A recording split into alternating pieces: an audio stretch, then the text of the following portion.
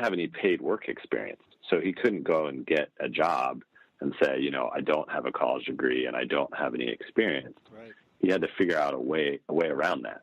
And so what he did is he went to a friend and said, hey, can I build a website for you for free? And they said, yeah, sure, that sounds cool.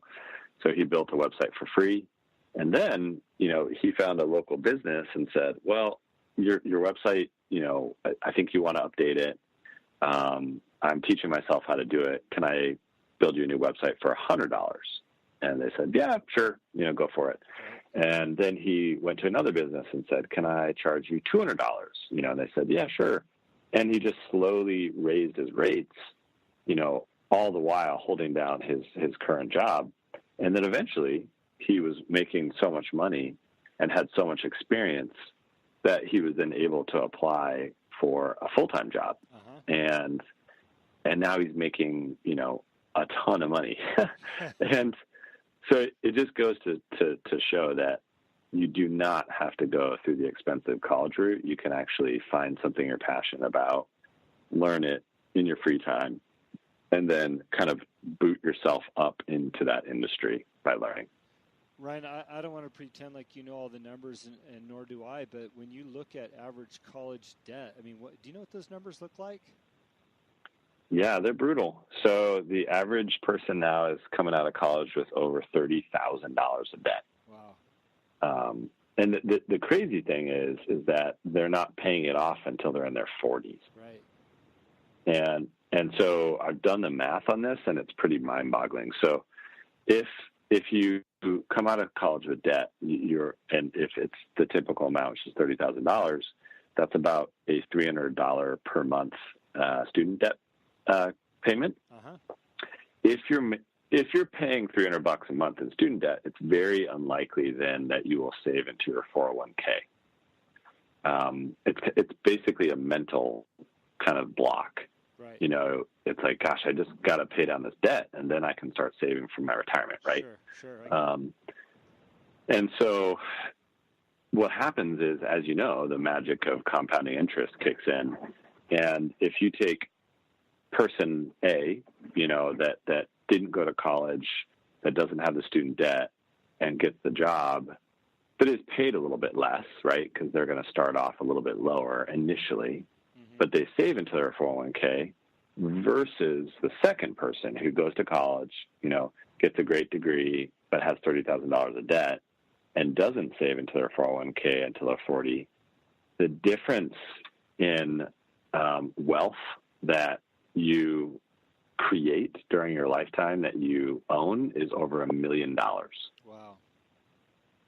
So we are literally burning $1 million when we choose to go to a college and get student debt. And it just doesn't have to be that way. Well, and you're talking about a college, around a $30,000 loan for school, but as we all know, there's some schools out there that are 2-3 times that. I'm right down the road from SC and UCLA and Santa Barbara. Oh boy, some of the debt of those places that you can rack up in a hurry, because that's the school that everybody's going to, is just outlandish, right? Yeah, it's crazy, and I think the mentality is going to start changing because we have more people that are in their late 30s or early 40s who have gone that route and it hasn't worked. And now we're all having kids and we're saying, well, that was a terrible path. Why would I subject my kid to that? So I'm hopeful that we'll start to see some pretty big changes on that. Well, and when you did your math there, that was, and by the way, I never really thought about not putting into your 401k or starting a 401k because you have student debt. But you also have to just look at people's personalities at that age. You're coming out of college, you're thinking about starting life.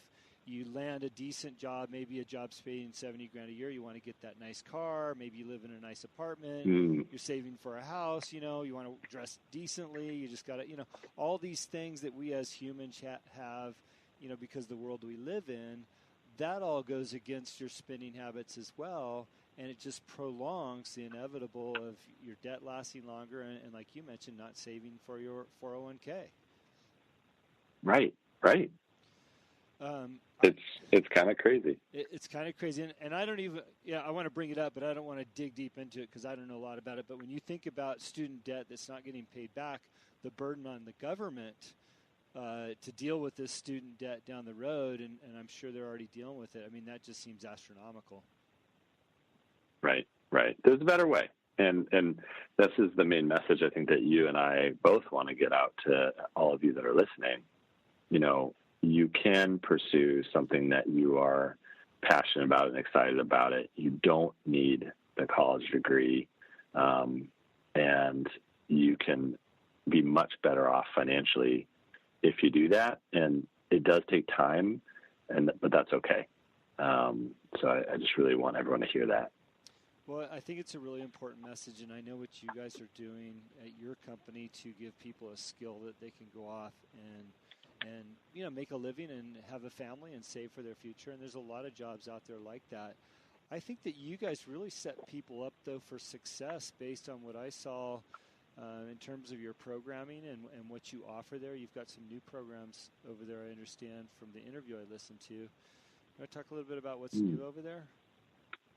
Yeah, you bet. So one of the things that we're focusing on right now is specifically empowering underrepresented people of color and women to get these high-paying jobs in tech.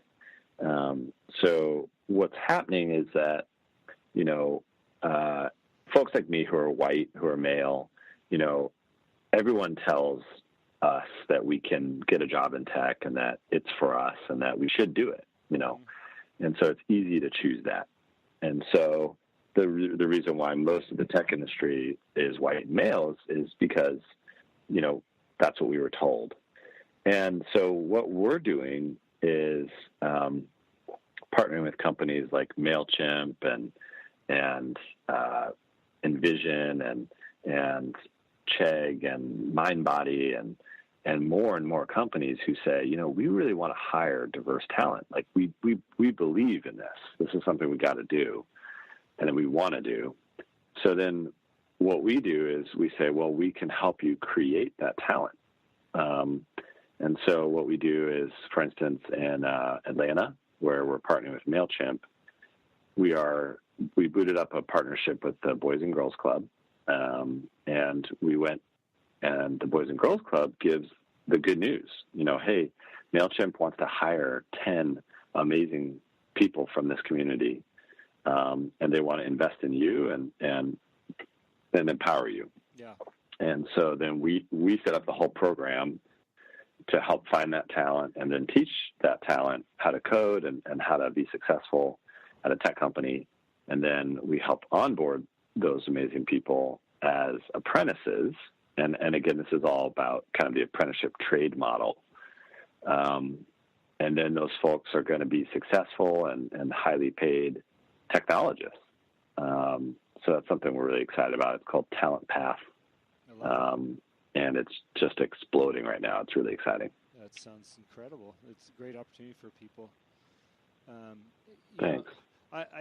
It's interesting because when I first got on the phone with you and we talked about programming, I was not only intimidated, but I thought that's something I'd never be able to do.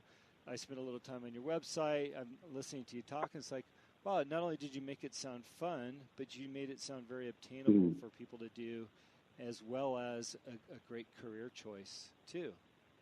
Yeah. Anybody can learn how to code. It's not advanced science. It's not advanced math. It's not for men.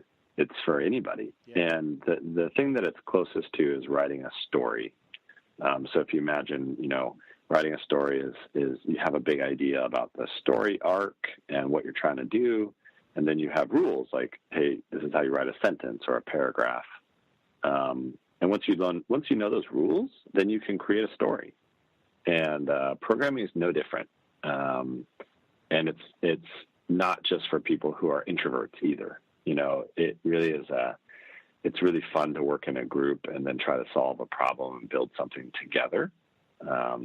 And it's very well paying. I mean, we have people that are coming out of our program that have no college degree, no experience, that are getting paid $55,000 to start.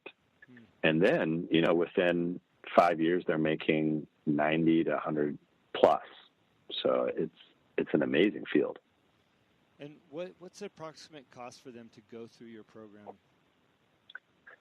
So the amazing thing about the program I just explained, where, MailChimp is hiring the class of people, is it's free to them. Mm-hmm. So it gets funded by the employer. And so this is what I think the future of education is.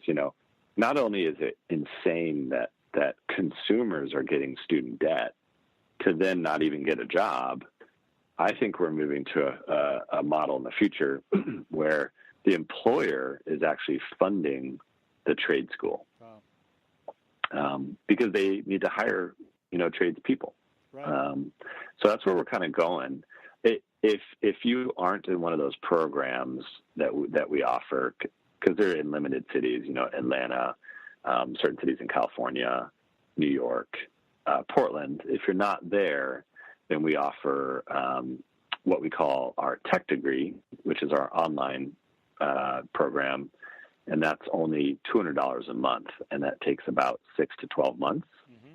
So you're only looking at, between $1,200 and $2,400 total, and you pay monthly.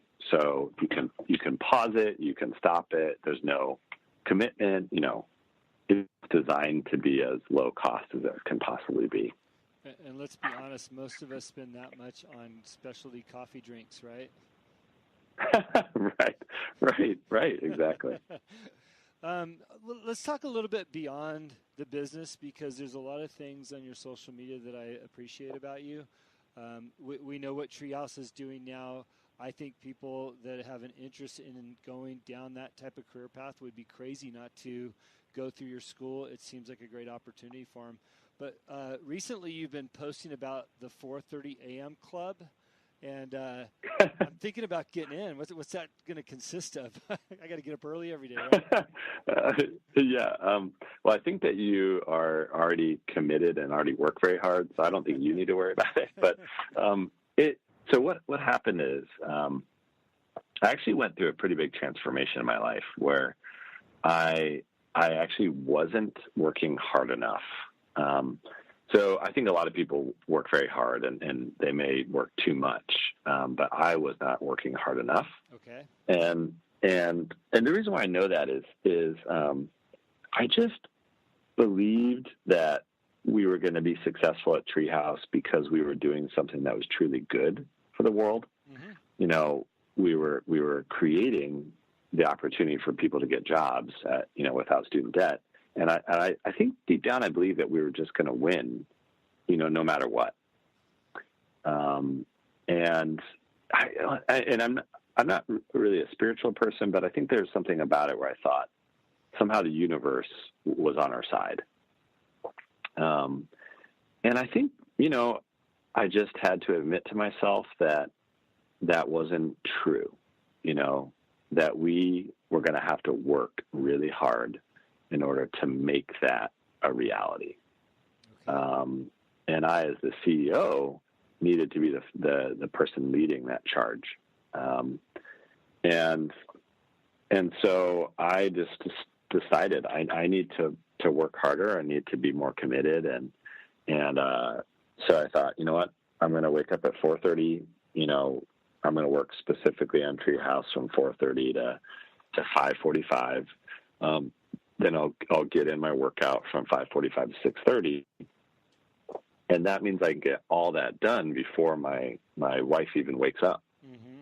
Sure. And as you know, as a dad, kid stuff takes a huge chunk of your life. Absolutely. And so I just decided I could do this and really get a tremendous amount of work done and start to move things forward. And so I started waking up at 4:30 about a year and a half ago. I do it, Monday to Friday, and it's been a game changer for me.